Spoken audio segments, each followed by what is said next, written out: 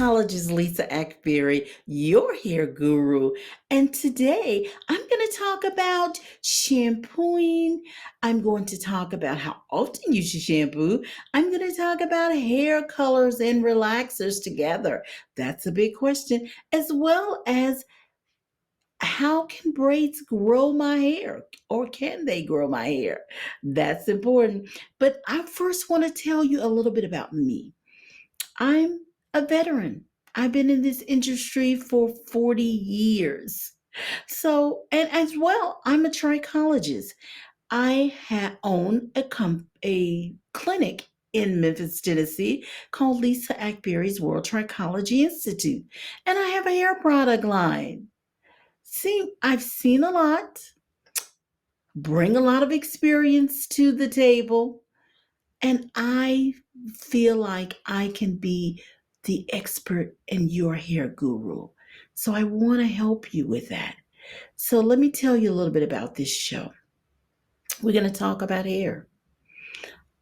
I'm going to talk about industry trends. And I'm going to have special guests sometimes. That's going to be wonderful. We've got a great lineup of special guests. But let's get to your questions. Sandra in Ohio says, I'm thinking about getting braids to allow my hair to grow out. Are there any do's and don'ts that I should know to make sure my hair doesn't break? That's a great question, Sandra, and thank you. All right, so let's deal with Sandra's question. Okay, now first you have to remember hair grows from the scalp and not from the strand. I know that seems a little weird, but it's true. So, in other words, your hair is probably not growing, but it may be breaking as fast as it's growing. Will braids help you to grow hair? Braids will help you to obtain length. But you want length with quality. You don't want to have to continue to go back in a braid or protective style. You want to be able to have length with fullness. And how do you achieve that? You want to make sure you keep your scalp, because that's the foundation to healthy hair growth, at a clean, acidic, stimulated, hydrated environment. Then you want to make sure that you also keep your strands in a balance of protein and moisture. Truly, truly important. That's it, very important. So, moisture for strength, protein for hydration. You don't want to have too much protein, dry and brittle. It will make your hair strands.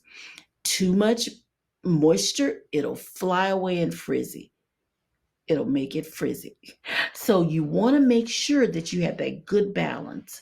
And I can help you with that product. I have braid programs, I have all this, but this is not about me and my programs. This is about you getting some tips on this show, okay? On this podcast, because I'm your hair guru. Thank you so much, Sandra. Please email me if you have any questions about getting your any questions for me, any follow-up questions, make sure. So I'm hoping I answered your question. All right, Karen from Utah says, I have a relaxer and color, and I've noticed that my hair is getting shorter in some areas. What is causing that extra shedding and or hair loss? Okay, so at least you know this is hair loss. This is not shedding. Shedding is a natural part of the hair growth cycle. It is really hair loss and more or less hair breakage. The strands are probably peeling off and changing texture and all of that. Okay, let's get to the question on how you can safely wear a relaxer and color. Now, keep in mind, You have to have the relaxer first because the relaxer goes deeper into the cortex, into the inner part of that strand, and it changes it structurally. So if it changes it structurally, then it's going to affect your protein. It's going to break down that hair. Color only adds color pigments. It either going to deposit or draw them out. Remember that. So you get the relaxer first. After you have enough line where you can see that new growth line from the relaxer, then you're ready to apply your color. The color, and so you may wait up to 4 weeks. All you need is a little bit of new growth line, and you can wait. Yeah, you wait 8 weeks. So you get the relaxer first, then you get the color after you've had 4 weeks at least of new growth on your relaxer. Okay, so make sure that, and I have a program on my website, but this is about you getting answers and tips to your question. Okay, all right, so hopefully I've answered your question, Karen from Utah. And if I haven't, you know I'm your hair guru, so make sure you email me follow-up questions. Okay, this is Alicia from Mississippi.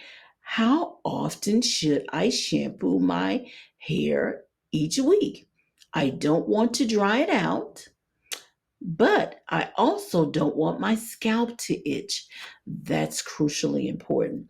So, Alicia, okay, let's keep in mind that your scalp is going to require that it stays in a clean, acidic, stimulated, hydrated environment. That's crucially important. Now, after about 3 days, you start to get this little buildup of pollutants, cosmetic, scalp, which is normal, as well as you start to get this environmental pollutants, dust, dirt, debris. Very important. Now, if in 6 to 7 days they start to solidify. So my recommendation is to stay on the other side of 7 days. So 6 days, at least once a week. If you go beyond 7, you're going to have a buildup. Okay? So I want you, in conclusion, I want you to remember I'm your hair guru. I'm right here every week for you. You can visit my website at lisaakbari.com, or you can, for more information on anything I'm doing, and this podcast will be on there. Then I'm going to put this, and just make sure you follow me on Instagram, Twitter, and it's going to be at Hair Guru. So make sure that you follow me at Hair Guru Akbari. And then email any follow-up questions or questions that you may have. Lisa at lisaakbari.com. See you next week. Thank you so much. And God bless you. I'm your hair guru.